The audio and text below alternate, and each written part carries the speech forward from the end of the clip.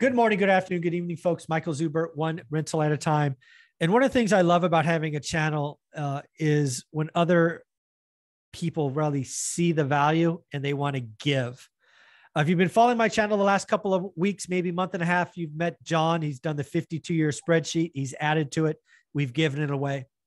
Something he's going to look at today for us is something he's calling the Turnkey calculator. I will admit to not looking at this in great detail yet, but John is with us. He's going to share it, and I'm going to ask a bunch of questions. So, John, welcome to the channel. Thank you very much. I appreciate being with you for this round this week. Absolutely. This is going to be intriguing. So, first, let's kind of set it up. What made you tackle this important topic of creating a turnkey calculator from scratch? Well, let me get something out here. All right. Turnkey spreadsheet calculator factors. Okay.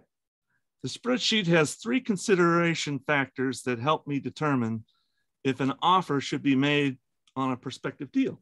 Okay, sure. Number one, the monthly cash flow amount must meet or exceed my set goal. Yes. No alligators. Exactly. The purchase price is preferably less than the fair market value of the property. Yep, get a deal. Yep. And number three, the percentage for the return on an investment must be considered as a good or great deal. There you go. Speaking my language. All right. So let me bring up the spreadsheet. Take a look at it. You got it. So I'm on the master tab. Is that a right place to be, or where should I go? Yes, master tab is good. Okay. But I'd like you to go over to the defaults tab to kind of lead this off a little bit. Perfect. Done. Now you can set your defaults here. Okay.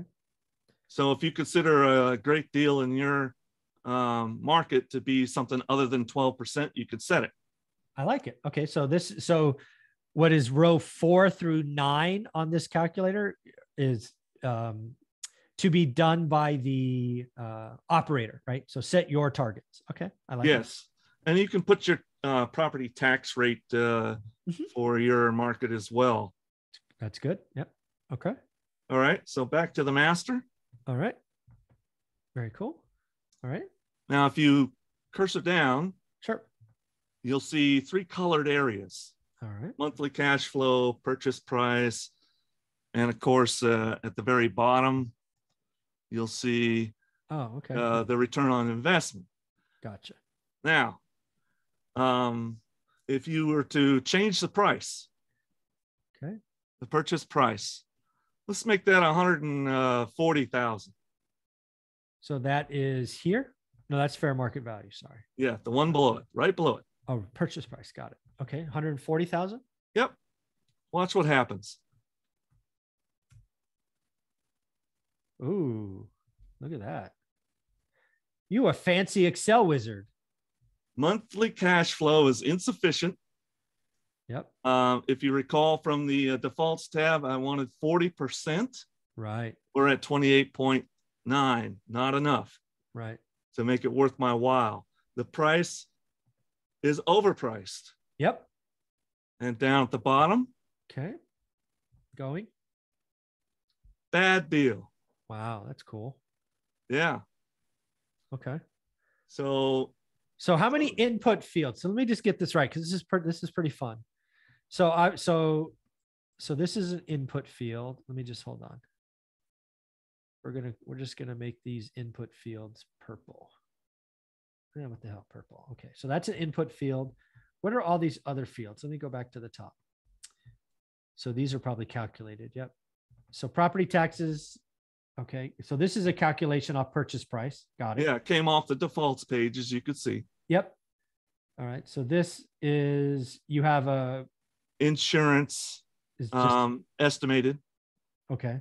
So basically you've created your own factors to get to a reasonable estimate. Right. Okay. Homeowners association. If you have one. Okay. So you basically get the month and then you go there. So again, for some people, right, this could be 0. Right. Okay. So again, what I want to do is I want to highlight this as purple, because anything that's a manual number we can put in. Escrow. So this is escrow amount. So this is math. Okay, got it. Right. Interest rate. That's you can change that. Yep. So that's cost of money, right? Yes. Okay. So that's cost of money. I'm just changing these to purple. Okay. Right. So this is probably a calculation. Yep. Totally cool. Monthly, totally cool. Calculation. Yep. 9, 10. Yep. Calculation. I like this. That's DCR. Okay. So it's 11. Okay. Got it. Yep. 1% rule. So this is just like a rule of thumb. Yeah. It's just for comparison only. So where did I put the rent? Is this the first? Right, oh, rent's right here. below Yeah, it. got it. So you're putting it below. So this is a calculation or a manual. Sorry. Okay. NOI. Okay. Got it. All right. Then you have your calculations, which is awesome. Fair market value. Okay. So this is a so that's manually input. You're putting it. Okay. I'm with you. Purchase price, what you put in, calculation, 75, down payments or cash, earnest money, got it. Okay. I like this. Closing cost, this is probably some calculation. Oh no, it's a number. Okay. Oh no, it's off of this, right? If you go back to the right, you can enter that. Okay, so that's entered. All right. Very good. Okay, got it. Cash to close, getting a formula. I like it. Immediate repairs if you have any. So this would be a calculation. This is basically saying turnkey in this example is this will always be 0 or should be 0. But if you want to add a little bit, something that was unexpected, you could put it in. Yeah, $1,000 cleaning or whatever. I don't know. Changing locks, who knows? Okay, vacancy. Okay, cool. I like it. CapEx, I like it. Adjusted. Okay, cool. So again, what I've done here just a level set is there's 1, 2, 3, 4, 5, 6, 7.